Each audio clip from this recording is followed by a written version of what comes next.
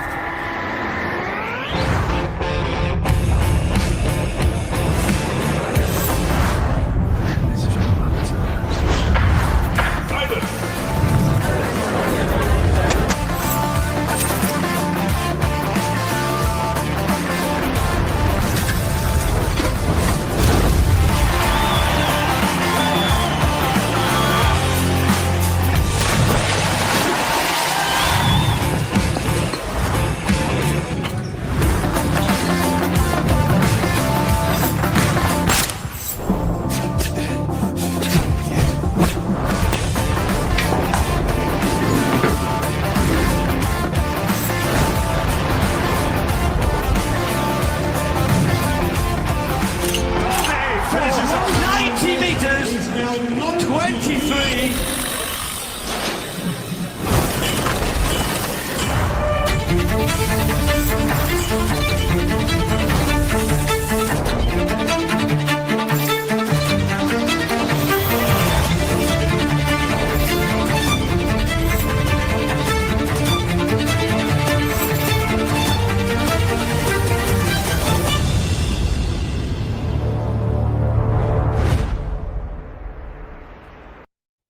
Thanks everyone for polling. Let's talk about the poll response, especially on option C. Is this video real or AI? No, this video is absolutely real video. No AI is harmed in making this. So for the people who wants to see this video again, I'll share the link in the chat box later in 2-3 minutes. So as I can see, everyone has joined. So let's dive into today's topic, that is AI, ML, and GenAI. A fundamental overview. Before we proceed further, allow me to introduce the experts of the day. Mr. Vivek Sharma, Manager, Program Delivery Upgrade. So now I'd like to introduce Mr. Debajyoti Biswas, also in this webinar. He's Vice President, Head Gen AI Technology Control. Before we proceed further, in today's session, I would like to request everyone for any question you can write in the chat box or in the Q&A box, and same will be addressed on my side in the end of this webinar.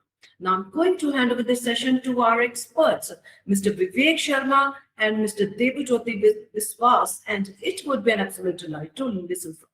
Over to you. Yeah, Vivek, you want to start?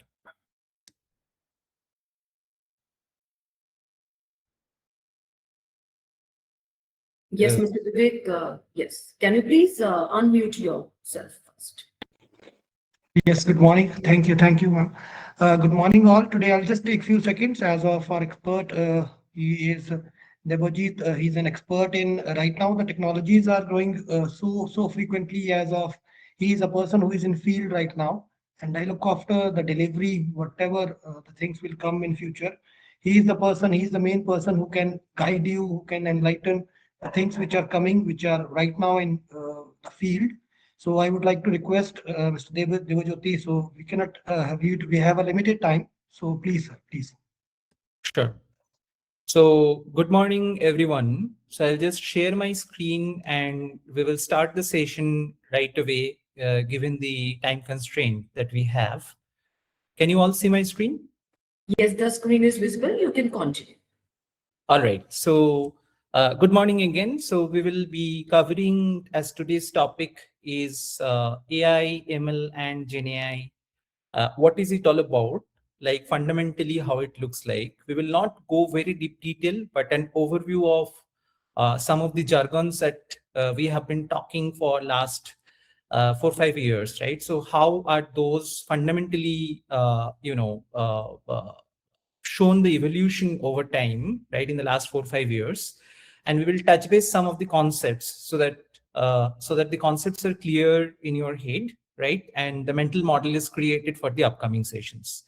So I will not spend much of a time, but give a very quick introduction of myself. So my name is Debojyoti Biswas, and I head the Generative AI Risk and Control for Technology Group for India and Philippines in one of the top global banks in Bangalore. Right now, I have total 19 years of industry experience.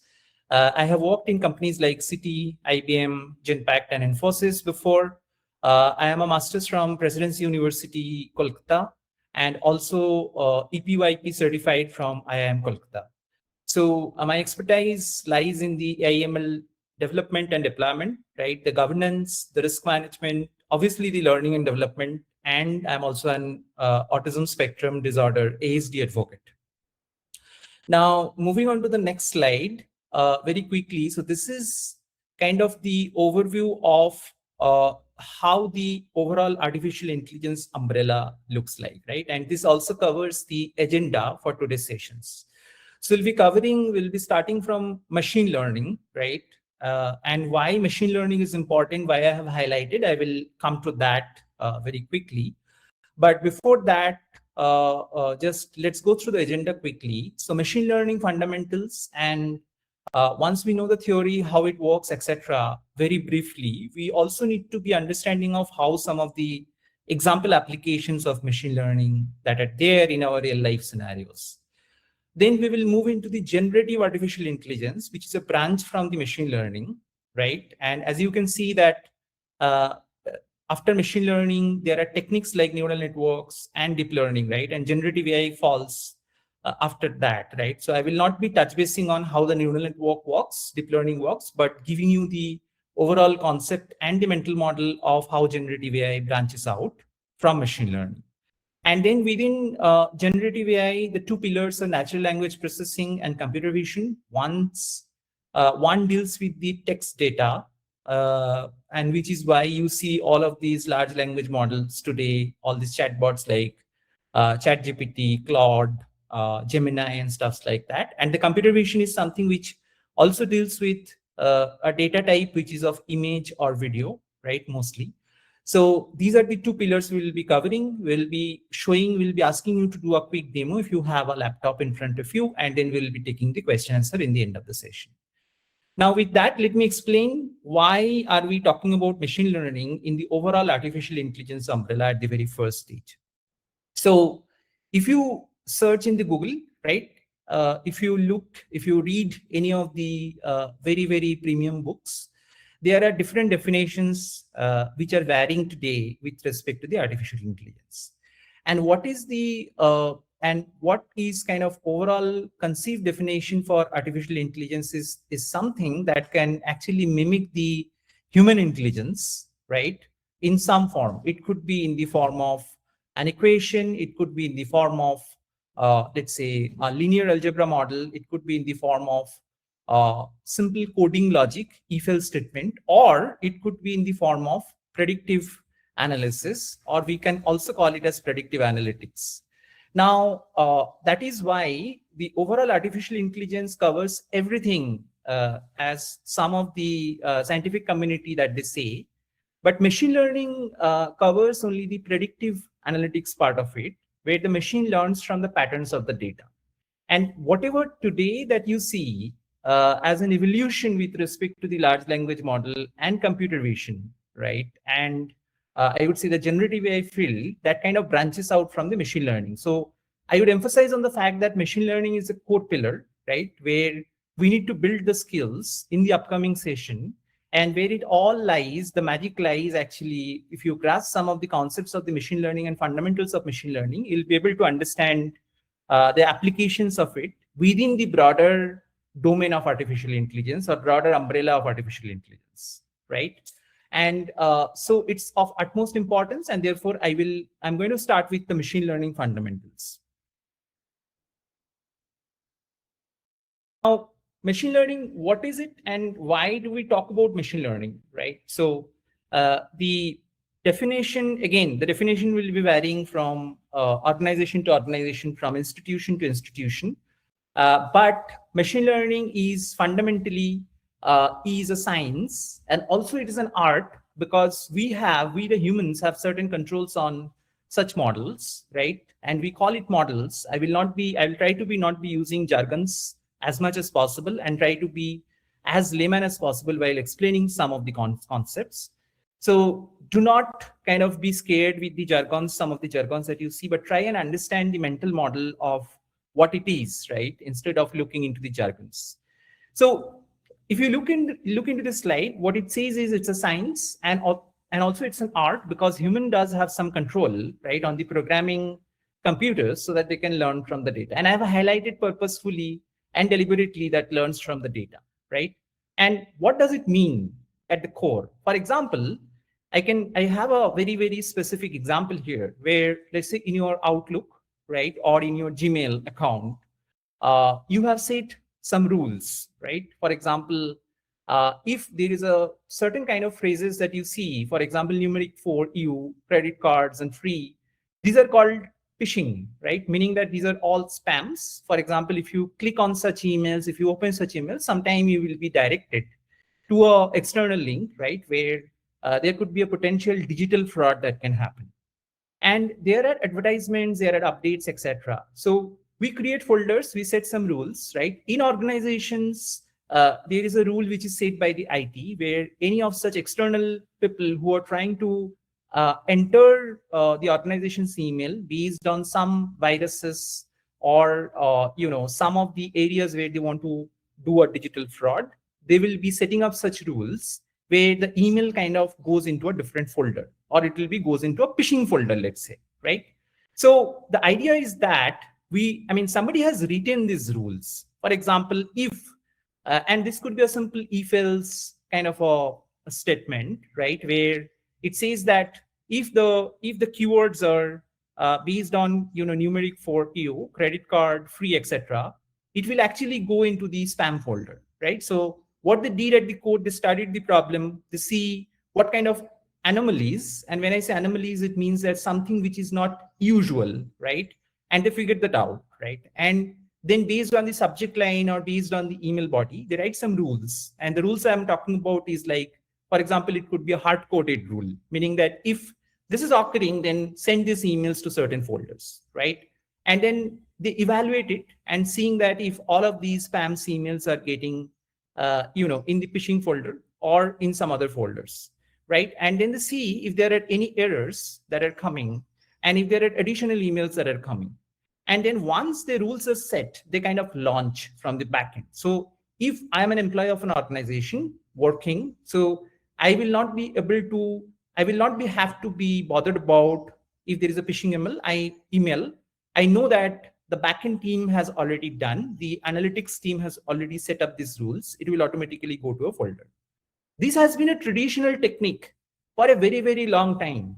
Now, we talk about the machine learning, right? And we bring in the concepts of machine learning. And if you remember, it learns from the data. So we actually invoke an algorithm, right? Where it starts with the same, it studies the problem, right? It figures out all the unusual keywords, etc., right?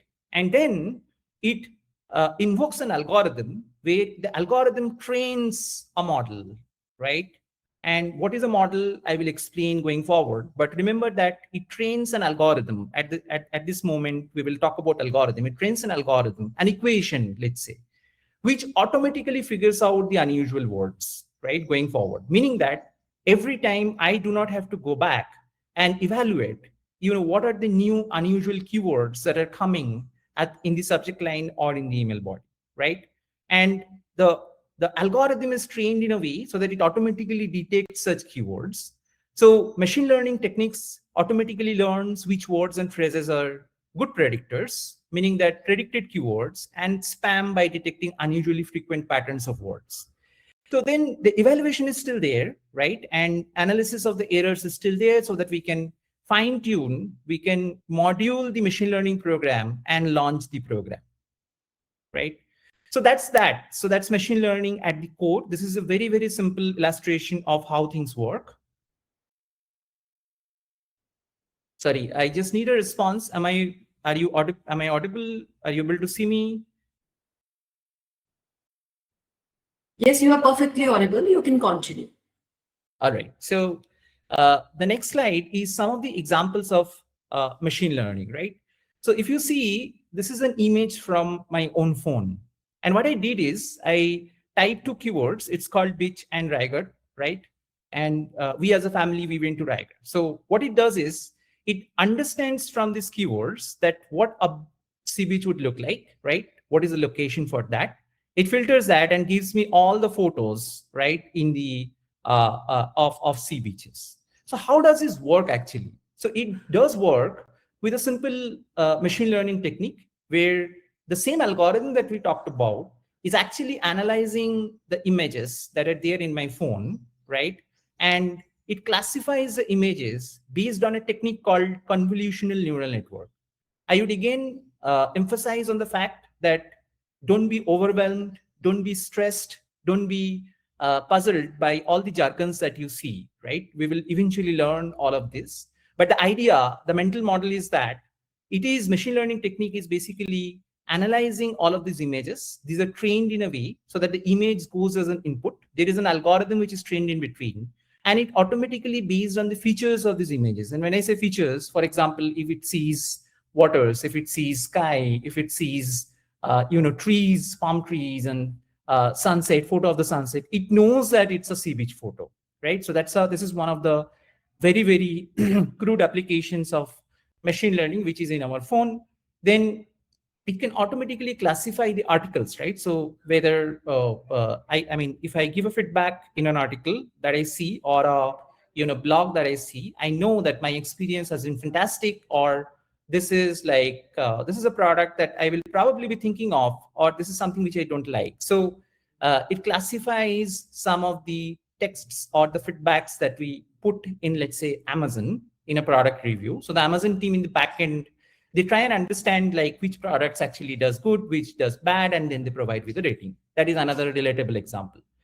Then also there are chatbots, right? So it and this is called text classification, by the way. Again, do not go by the jargons, but try and understand the mental model of it, right? So, and similarly, we have chatbots which are called RAG in the recent era, which is called retrieval augmented generation. But essentially, at the core, what it is doing is there is a training, there is an algorithm which understands what is the question that I'm asking, right? It is answering the question based on my ask, right? So the chatbot is a relatable example.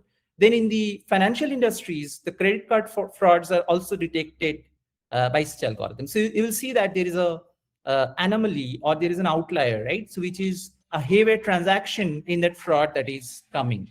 Just give me 1 second.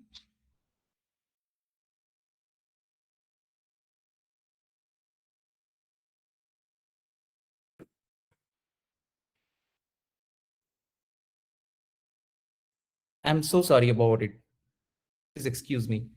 So that's that, right? And then we also, right? So I was talking about a haywire transaction, or there are some sales anomaly practices that are there, right? So somebody is doing a fraud that can be detected by machine learning, or the simplest example is forecasting, right? So where the bank's working capital can be forecasted by a simple regression task, right? And this is a terminology most of you will be familiar with.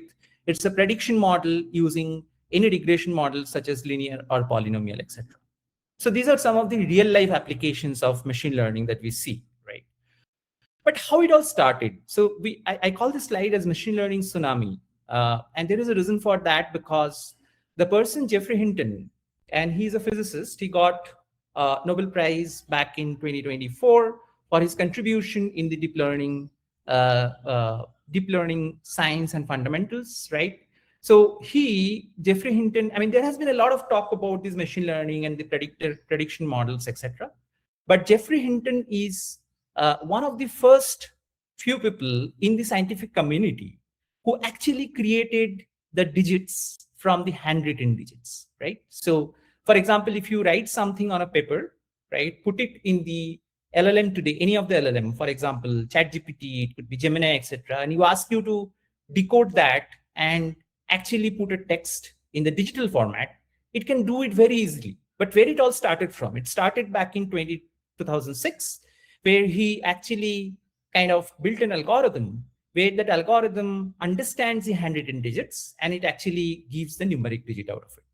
And it says a state of the art precision, which is the best thing. So the state of the art would mean here is that is the best in the industry, which is 98% accurate, whatever the results that are coming there. Now, what it all means, right? So it is trained based on an algorithm. It's called deep neural network, right? And again, do not go by the jargons. Just understand what is happening here. And why it is called deep neural network is because at the core, this algorithm, what it did is actually mimics the human brain in some form. It's a very simplified model. This is a picture of the human brain, right? A scanner which takes a picture. It's a very simplified model of our cerebral cortex, composed of stack of layers of artificial neurons, and that can be actually decoded and mathematically represented in the right hand side photo that you see, right? So image that you see, where there are some input layers, right? There are some output layers. All of these inputs are going, talking to each other, and generating an output. And I'll not go in deep detail explaining the activation functions and stuff like that, because that will be coming in the due courses. But understand that the human brain has been replicated here in a mathematical form. So that really kind of revived the interest in the scientific community, this application, right? And long before, many papers demonstrated that, but this was a mind-blowing achievement of the machine learning techniques, which could contribute to the civilization and the human society. The impact of it we are seeing today, right? So I just wanted to give you a brief so that you are not lost, right, where it all started from. But which is very important, obviously, after this, there has been a lot of progress in the work, and the latest technology that Meta kind of came up with recently, they can actually, they're working on a research paper which can actually decode the human brain. For example, if I'm nonverbal, right, and I call this out because I'm an ASD advocate, if I'm nonverbal, then there are technologies which will be upcoming and be commercially available where you can decode the thought that I'm having, and it can illustrate that in a computer screen what I'm trying to talk about, right? But some of the very crude examples would be, in the decade later, it came out that we talk to Siri, right, in iPhones. We talk to any search, for example, the Alexa, the Cortana, etc., right? So what it does is it takes a speech, converts it into the text, and then there is an algorithm which is going in the background. It kind of gets back the text that we want to hear, right? Converts it to the speech and then gets back. And then the facial detection, right? In all the airports, the DigiYatra is a very common application where they have uploaded all our photos, etc., right? So from the photos, from the images, if you just stand in front of the camera, they will recognize the facial features and they will try to map it with the photo, say that, all right, this is a real person, I'll let them enter. So that's how we entered the airport. And then this is a very funny illustration where it's called a recommender system, where it recommends the videos, and also in the social medias like Facebook and Instagram, the feeds that you see, the similar kind of feeds that will come.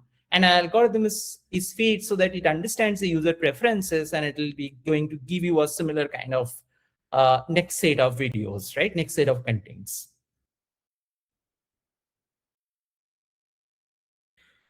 I'll take a pause here and seek a feedback whether I'm going too fast or is it the right pace if I need to be a little slow.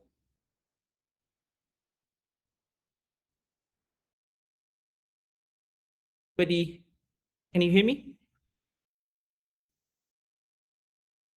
Yes, sir, you are audible. All right. So, okay. Yes.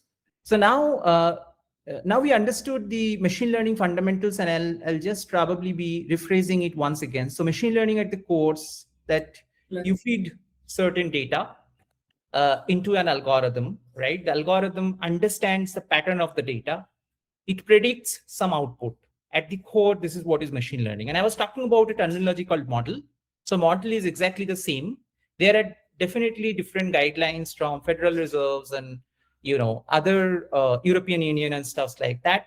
So a definition of a model is that if the input is numeric or categorical, which means that it could be a data set, numeric data set, right? It could be an age of a person, it could be a income of a person, data like that, or it could be also the images, it could also be the videos, it could also be the texts, right? So which are categorical in nature. If these are the input, I feed into a system which does some mathematical and statistical calculation in between and produces an output which is predictable in nature, right? Right. So which is not deterministic, which is non-deterministic, and which is why this entire thing, it associates with some probability, the output, and that's the core of the machine learning, right? So the machine learning does is takes the input, does something in between with some statistical models or mathematical models, creates an output which is predicted. But the machine learns from the data. The machine automatically learns from the data. Obviously, it is not completely automatic. It is having a human intervention where we can actually make the machine learn better, right? With certain hyperparameters, and parameters will be eventually learning that in the future. But that's fundamentally what is machine learning. And this entire whatever we are talking today, whatever we are seeing, the industry trend, etc., it's solely relying on the machine learning as a technique. Now I'll quickly jump onto the generative artificial intelligence, GenAI, which is the talk of the hour, right? Everybody is talking about that. So as you see, it is still lying within the machine learning umbrella. The broader umbrella is machine learning, but generative artificial intelligence is a type of AI or a ML which is designed to generate new or original content based on the patterns on the data. It still follows the pattern, right? But the data type changes, for example, text, images, videos, and the model has been trained on, right? There are two pillars. One is the natural language processing. It's called NLP. One is the computer vision. So from the naming convention of it, you can actually see that it uses a language, natural language, which is a text, and it uses a video and audio, right? We will not go into the deep detail of what is extractive generative given the timeline. Some of the popular models available today in the market are the ChatGPT, Codex, right? LLama from Meta, Gemini from Google DeepMind. I will not talk about the risk and controls of it. This is more this is more for a detailed discussion, but there is a terminology that you can see it's pre-trained, right? And we will talk a little bit about what is meaning as a pre-trained. But at the core, understand that generative AI is something which has to do with the generation, right? Because it is generating a new content, right? Based on some content fed into it, right? Which could be text, images, etc., and videos, etc., on which the model has been trained on. Now, when I talk the pre-trained, it means that all of these models like OpenAI, ChatGPT, or Codex, or LLama, this has been trained on the huge internet data. I would say the Wikipedia data. Now they're kind of expanding the scope to take the research papers and train all those models. And which is why these are all called the pre-trained models, meaning that you have a set of equation. Think like this, that you have y equals to m1x1 plus m2x2 plus c, right? You know what is m1, what is m2, what is c. So the moment you feed x2 and x1 into your equation, the y comes out, right? That is the simplest way to understand it, that this is a pre-trained model. You know what is m1, what is m2, right? And what is c. This is trained. These are certain values. The moment you input x1 and x2 into it, the y variable will come out. That's what the context, that's the layman understanding of what is a pre-trained model. And imagine this is proliferated with billions of parameters like m1, m2, etc., right? Huge models where you feed something, the output comes, right? So that's generative AI at the core. But since we have talked about the natural language processing and computer vision being the two pillars, we will touch base on that. So what is natural language processing? Again, I have not gone ahead and kind of put this slide into very detailed using some jargons, but natural language processing is an intersection of computer science, it's information engineering, the artificial intelligence, and linguistics, right? So it takes into account the linear algebra part of it, right? It takes into account the information engineering part of it. it takes into account the ML, the machine learning part of it from artificial intelligence. And it also takes into account the linguistic part of it, right? And it's an intersection between the computers and the humans, which we actually type today's in all the chatbots, and how to program these computers to process and analyze large amount of natural language data in the forms of speech or text. So that's that, right? So I'll not be covering all the pictures, all whatever is written in the slide that you can see, but I just wanted to explain at the core that it is an intersection. Natural NLP, or natural language processing, is an intersection of computer science, information engineering, machine learning techniques, and linguistics, right? So you will be eventually learning, if not everything that you will need to learn, right? But what is exactly needed, the course structure that Upgrade created for you has been created very, very cautiously, just to make sure that you need to learn exactly what you need to learn. And therefore, it's important to know the process of unlearning also, right? Not that everything we need to learn based on what is a career that we are trying to do. Now, what is large language model? We have been talking about the natural language processing and computer vision as part of the generative AI, if you remember. So we talked about the machine learning, right? That's the top. I'll give a brief. The machine learning that learns from the data, right? Based on some algorithm and statistics and mathematics that goes in between. Within that, generative AI lies, which deals with the text data and the numeric data, which deals with the text data and the numeric data bit of it. The text data, image, and video data bit of it. And then it generates a new content, right? Based on the similar statistical and mathematical algorithms. That's GenAI. But GenAI lies on two pillars we talked about. One is the natural language processing. The other one is the computer vision. That's that. So we have learned that as of now. So what is the large language model? So with that context, right, we will talk about the large language model. But before that, it's important to understand, before understanding the large language model, what is a language model at the core? So language model is something which is modeling the likelihood of the word sequence in the language. For example, if you type on a Friday evening, happy in your phone, right? That's a screenshot that we have. Then you will see automatically the birthday or Friday to as a next set of words that are popping up in your phone. So you automatically can select it, right? So which means the phone is set with an algorithm. Your text messages, your WhatsApp messages are set with an algorithm where it automatically understands based on the keyword that you are typing, what is the next keyword or next set of keywords that will come. That's at the core is a language model. So what it is doing, it is modeling the likelihood of the word sequence in the language. What are the use cases? How these are used? For example, the autocomplete and grammar check, right? We will go into the deep detail while we learn more about it. There are fundamentally different language models like 1 gram, 2 gram, n-gram, and stuff like that. But that's not in the purview of this discussion. But I wanted to give you a brief that before we actually go into the large language model, what is a language model, right? So that's that. It's a very, very fundamental thing. It does a probability calculation based on the text that it has seen previously. It does a probability calculation. What is my next text that are coming to be? Applications are auto-completion in different applications, grammar check and stuff like that. Now we come to the large language model. Now imagine that the language model is now getting trained with a very, very high volume of text data, right? And let's say it uses tons of such words, sentences, and trained like that. So obviously it will need a lot of work, right? So it will not be simply a chain probability rule where it will calculate the next set of words. So we go through this processes. What it means is that it goes through text pre-processing.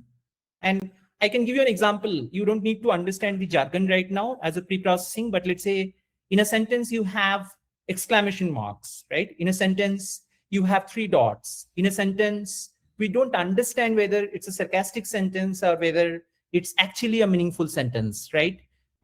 One of the other examples is during the COVID time, we used to be calling a word that's stay negative, right?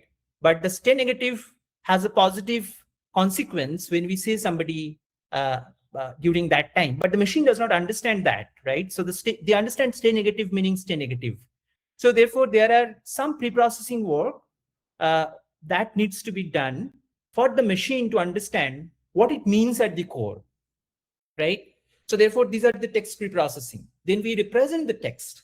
So at the core, whatever the statistical or the mathematical calculation is going in the interim, right?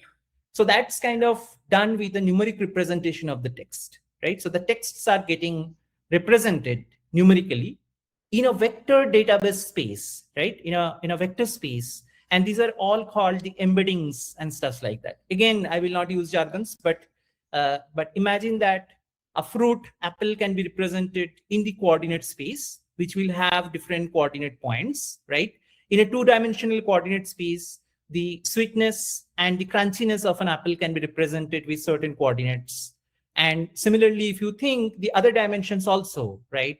For example, what is the color of the apple? I mean, what is the color of a fruit like apple and stuff like that? It can represent, for example, whether the apple is from Shimla versus the apple is from Mumbai, right? Whether the apple, what is the shape of the apple? Is it a circular shape? Is it something else, etc.? So there could be multiple things that can define apple. So all of these definitions can be represented in coordinate space, right? So every such word, every such character can be represented in such coordinate space based on the numeric values. So that's text representation. Then we talk about the neural architecture. If you remember from the very initial slides, one of the very initial slides, we talk about deep learning. So the neural architecture kind of comes, takes this pre-processed text data, which is represented in the numeric form, and does some calculation in between. We will not go into the deep detail. And then after that calculation, it produces an output with certain probability values, right? And then there is a concept of transfer learning. I will not probably be going and explaining all of these concepts to you, but these are the four fundamental pillars which are topped up on the language model to build a large language model, right? So therefore, I'm just coming to this, which says that a language model is a type of artificial intelligence model that is trained on the extensive data sets like Wikipedia datasets, contains a vast amount of text to capture the complex patterns and the coherent and contextual relevant text. Examples are GPT-3, GPT-4, GPT-5, Llama. There are multiple such models existing today, right? Claude and stuff like that. So if you see, this is a simple illustration of the trajectory that how this model evolved. So from 2018 till today, right, till 2023, this is from the internet that I found readily available. You see the number of parameters in each of these models are increasing. So parameters meaning those M1, M2, and C in the y equals to M1x1 plus M2x2 plus C in the lemon term. So those are increasing and they are in billions, right? So you can imagine how big these models are and what is the GPU space it will take to run those models, right? What is the computational complexity of these models? Some of the key players that you already might be knowing, but I just called out like OpenAI, Meta, right? Microsoft and Google. And then there is Anthropic, right? And then there are other players as well, Perplexity and stuff like that.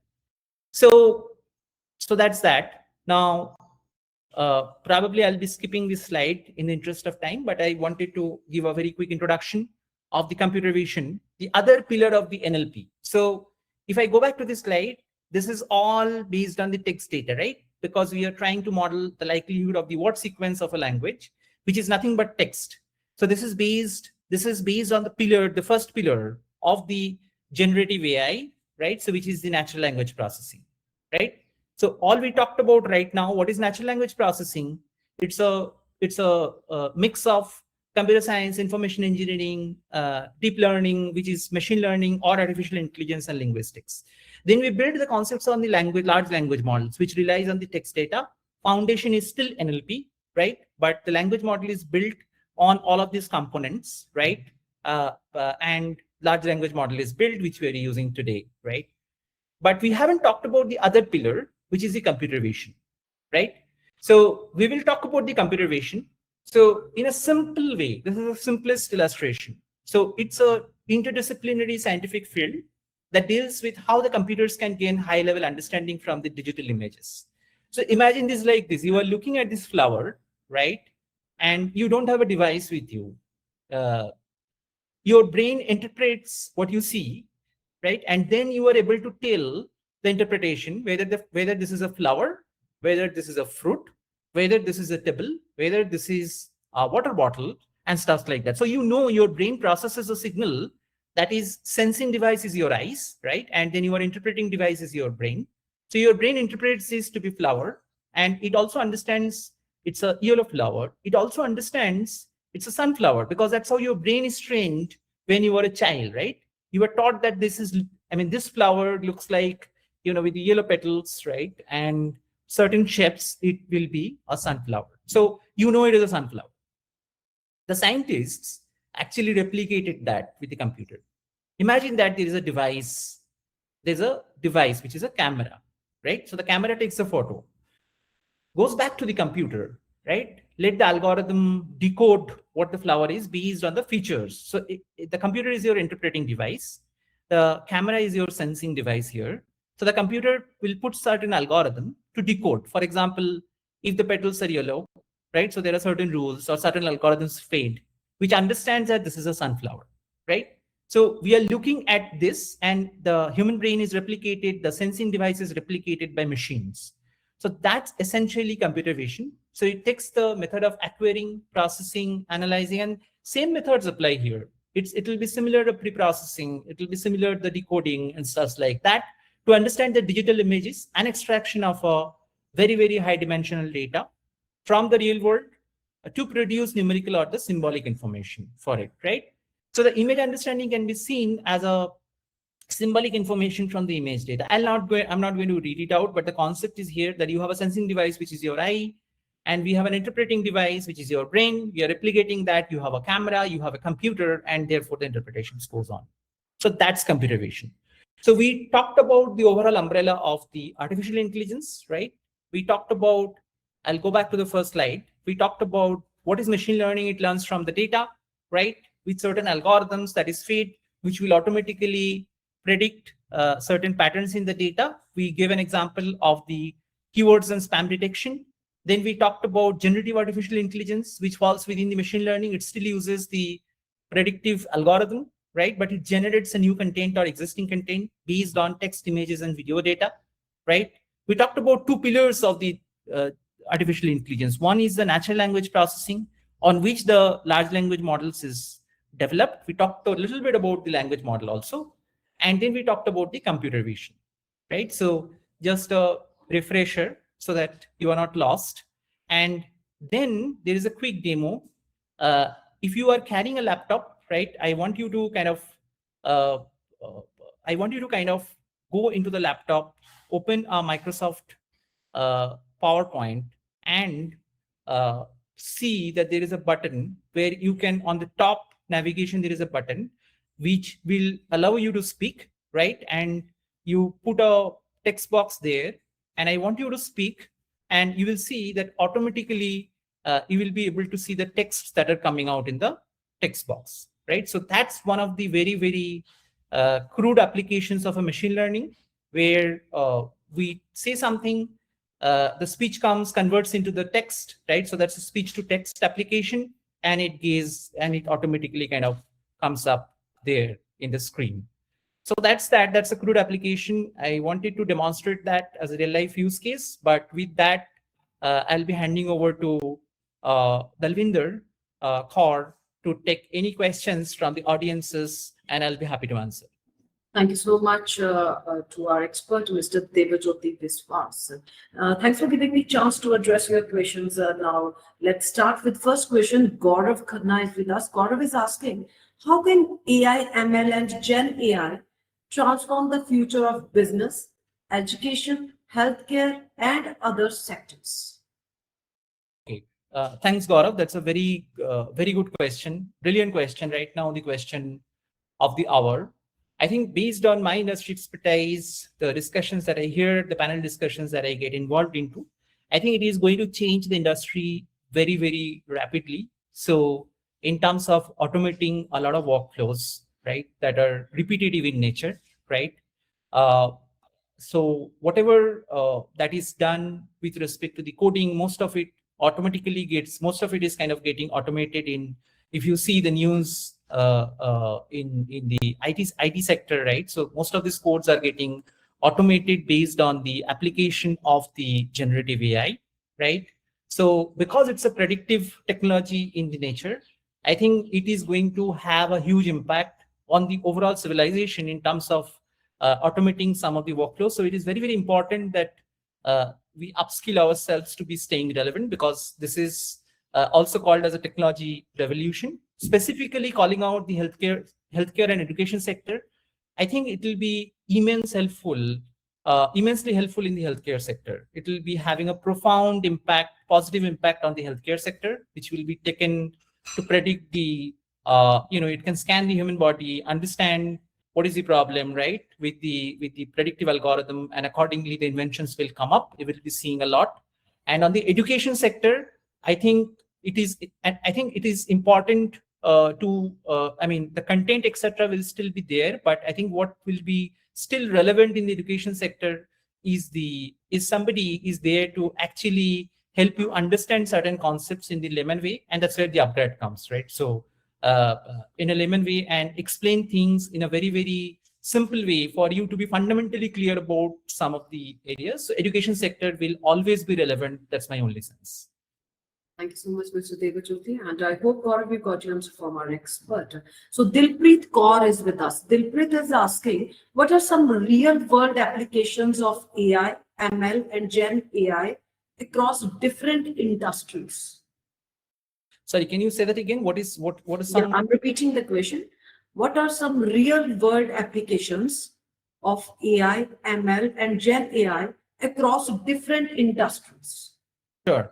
So one is that, for example, I can talk about the banking industry for sure, right? So because I come from a bank, so definitely for example, if you see the credit scores, right? So for example, if I'm a credit card holder, right? So today I have certain CIBIL scores, which are we are getting from the CIBIL, the TransUnion CIBIL. So these scorecards are based on my riskiness or the profile that I have, right? Based on my usage, based on my inquiry in the credit industry, based on the loans, based on the payments that I have made, etc. So all of these are traditionally built till today. Now the industry is using machine learning techniques, right? For example, the gradient boosting technique, for example, the artificial neural network, to have a better model in terms of the prediction. So that's one of the applications. The other applications could be in the tech industry, right? So where I have illustrated some of the examples where you see the DigiYatra is one of the very, very widely popular. The government is using it, right, for the face recognition and digitization, entering airports. So that's kind of making seamless journey for the passengers and managing the huge population in the airport. Then, right now we are also talking to some of these applications, right? For example, if I'm talking to OpenAI ChatGPT, or if I'm talking to Gemini, right, there is a button which is actually a microphone which enables us to talk, and it automatically transcribes those into the speeches. So the speech goes, and so essentially it is saving time in terms of us typing certain questions, and instead of that, we can talk to them. So that's one of the other applications, right? The other applications in the healthcare sector is actually find out the molecular interaction, right? In different, I would say, chemicals to figure out the new medicines, right? So that uses a technology called graph neural network, right? So which is fundamentally built on all of these.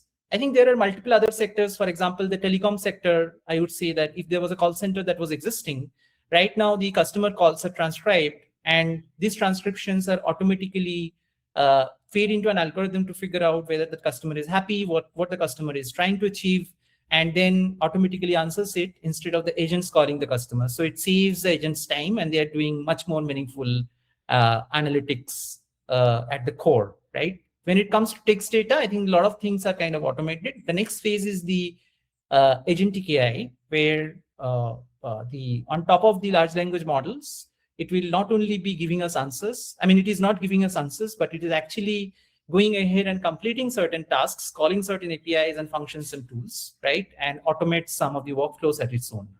So that's kind of a very broad level, high level, but I mean, I don't have time to break down my industry, but I mean, whatever I called out, I called out. So. Thank you so much, Mr. Debajyoti. I hope the brief you got to answer. If anyone have any question, they just write in the Q&A or the chat box. Our experts will answer, and you can talk to Mr. Debajyoti. You just raise your hand. Okay, someone is with us. Someone is asking how the generative AI different from traditional AI systems. Sure.